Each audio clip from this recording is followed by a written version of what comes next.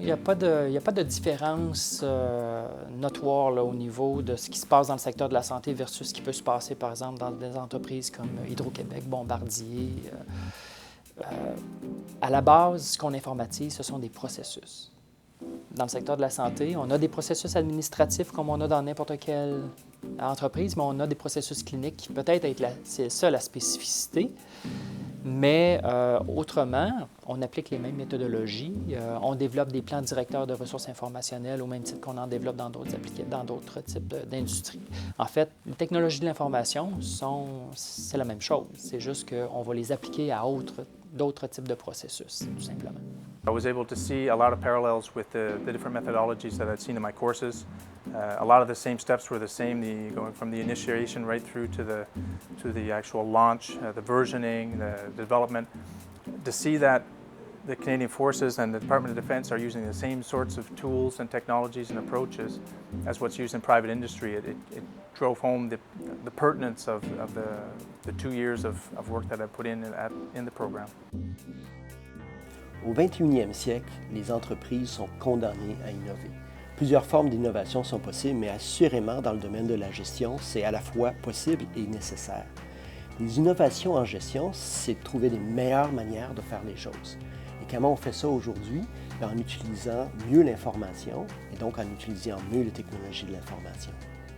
Dans le domaine des technologies de l'information, ce qui est extrêmement solide, c'est la capacité d'analyse, la capacité de modéliser, la capacité de faire des diagnostics, la capacité de comprendre les attitudes des gens.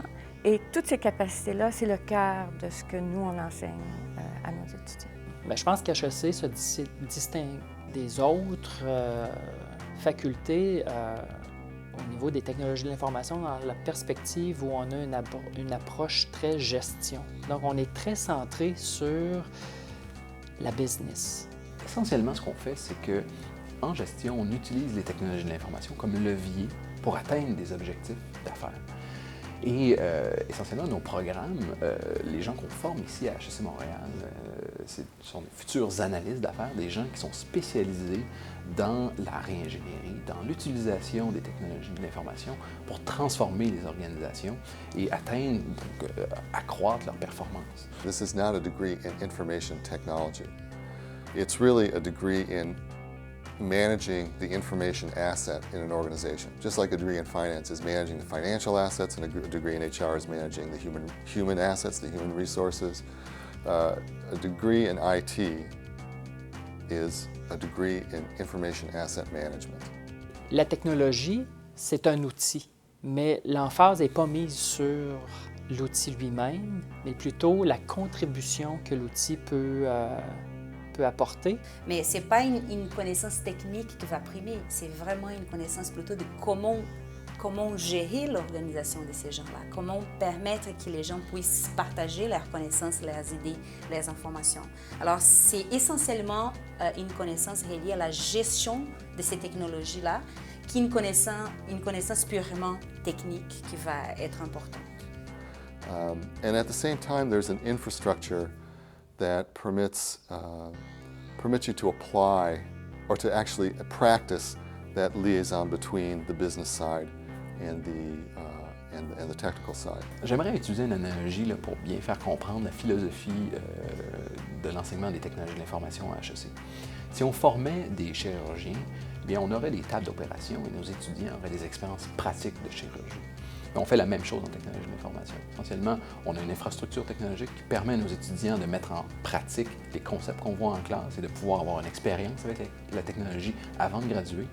Mais également, dans le cadre des cours, on s'assure de créer des opportunités avec l'industrie, où on amène l'industrie dans nos cours et on recrée des expériences réelles d'implantation de systèmes.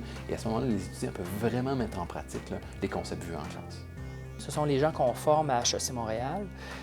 C'est de leur donner la formation qui leur permet de s'assurer que la technologie qu'ils vont développer va être utilisée d'une manière qui va y avoir un entraînement de bénéfices significatifs par la suite. Ils connaissent bien l'utilisation des technologies dans les entreprises et quand on leur parle d'un bilan, d'un actif, d'un passif, ils savent ce que c'est. Alors ça, c'est une raison importante pour laquelle on vient les chercher à l'école. Je pense que la formation des HEC est plutôt complète par rapport à d'autres qui sont soit axées programmation ou très gestion. Je pense qu'on a un beau mix des deux avec l'option en TI. On connaît la technologie, en tout cas, on baigne dedans pendant 3 ans. Puis, on a un côté gestion, je pense, axé sur les TI que plusieurs n'ont pas. Toutes les connaissances techniques, c'est des choses qui peuvent s'apprendre au fur et à mesure.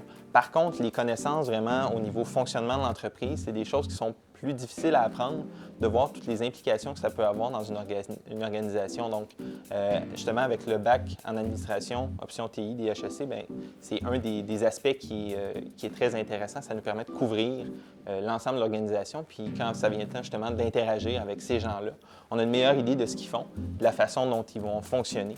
Donc, ça peut être un très grand atout sur le marché du travail. Et ça me permet d'avoir une vision globale de moi, ma spécialité en logistique, mon processus.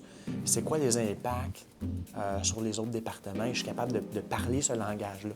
Je suis capable de parler le même langage qu'un comptable parce qu'on va avoir à travailler ensemble sur certaines choses. Je dirais que c'est beaucoup le travail d'équipe parce que tous les jours, on travaille en équipe. Puis au HEC, on était habitués à ça en partant. On avait toujours des travaux d'équipe. Effectivement, le bac nous donne le langage et les connaissances pour quand même être en mesure de bien identifier le besoin en termes de développement, mais d'être aussi capable de comprendre la réalité du développeur qui, à certains moments, peut avoir des contraintes techniques dans ce qu'on lui demande et on est capable d'interagir. Puis aussi, je dirais la rigueur. Au HEC, on avait quand même des cours assez demandants. Puis dans le milieu du travail, bien, c'est demandant aussi. Donc, on essaye de mettre ça... ça nous sert. Bien, l'avantage du HEC, bien, moi, j'ai fait les 3 cours SAP, plus la certification SAP. L'avantage que ça nous donne, c'est que les termes pour ce système-là, on les connaît. Les transactions, déjà, ça donne une bonne idée de comment le système fonctionne, de la configuration derrière, qu'est-ce qui est à changer, qu'est-ce qui est purement code et qu'est-ce qui est purement programme, qu'est-ce qui est purement donné dans le système. Donc, puis les différents processus que le système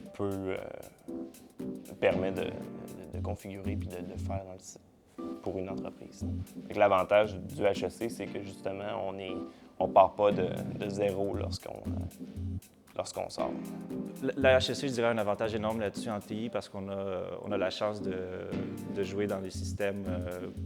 Et je sais qu'il y a beaucoup d'autres universités qui l'enseignent, SAP ou d'autres projets de gestion intégrée où c'est moins concret. Donc ça, moi, ça m'avait énormément aidé quand j'ai commencé à travailler parce que je partais déjà comme si j'avais 1-2 ans d'expérience, même si dans le fond, j'avais juste étudié en TI dans la spécialisation logicielle de gestion. Je pense que ce qui est important, c'est d'être versatile, d'être capable de penser out of the box, d'avoir une vision globale des problèmes, de ne pas penser qu'il y a juste une solution pour les problèmes. Donc, je pense que c'est plutôt ça que nous, on regarde au CM. Un, c'est la capacité d'apprendre par soi-même. Souvent, ils sont pris à être autonomes dès le départ. On n'est pas capable de les encadrer à 100%.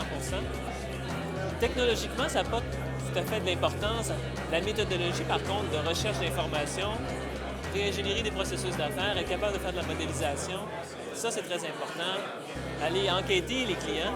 Pour un analyste d'affaires, ça prend quelqu'un qui est bien dans sa peau, qui communique bien. On a besoin de candidats, justement, qui peuvent arriver avec des idées nouvelles. On cherche aussi, bien sûr, des gens très polyvalents, qui sont prêts à aller chercher l'information là où elle n'est pas forcément évidente. On cherche des gens curieux, intéressés à apprendre et qui sont ouverts d'esprit. Capacité à travailler en équipe, capacité à relever des défis, à voyager. On est toujours à la recherche, dans le fond, de nouvelles et nouveaux candidats. Et ici, je pense qu'on en a trouvé. Là. Merci à HEC, finalement, de nous aider là-dedans pour nous préparer des bons candidats qui vont travailler chez nous pour devenir de grands gestionnaires d'affaires. J'espère que bientôt, on va les voir sur le marché du travail.